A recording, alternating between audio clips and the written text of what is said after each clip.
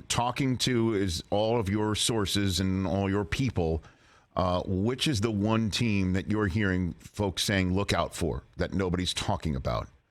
Which one keeps getting mentioned to you, or some of your sources like, tell me about that team because I'm concerned about them, or they're trying to mine you for information to see if this team is in fact for real? You got one for me, both of you? A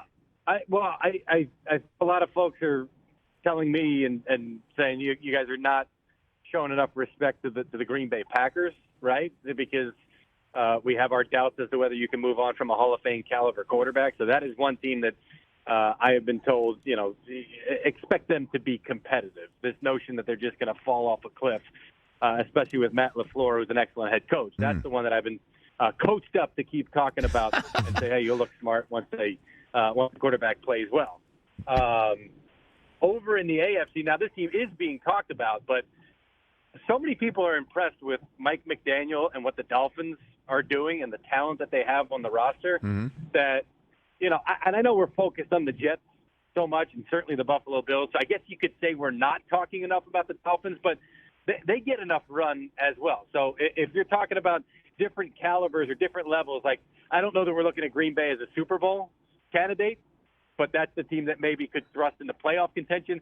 I'm putting the Dolphins in that, playoff possible team who could thrust themselves even higher into that Super Bowl caliber conversation. And the part about the Packers is because Jordan Love, there's a lot of good conversation coming out of that camp that they really like what they're seeing, that we might see a seamless transition when it comes to that position. Yeah. Really?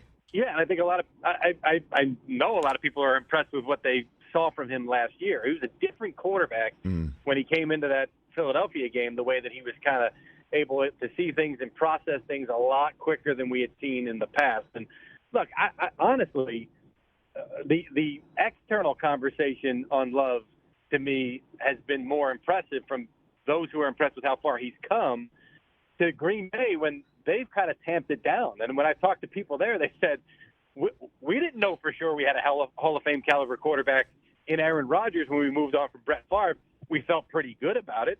We also don't know that we have a really good quarterback for sure in Jordan, but we feel really good about it. So that helped them make the move from Aaron to Jordan. So, it's kind of funny how Green Bay wants to lower expectations. Everybody on the outside saying, hey, that guy looked really good, like he's really come a long way the last couple of years just by sitting. Catch the Rich Eisen Show every single day on the Roku channel, 12 to 3 Eastern, for free.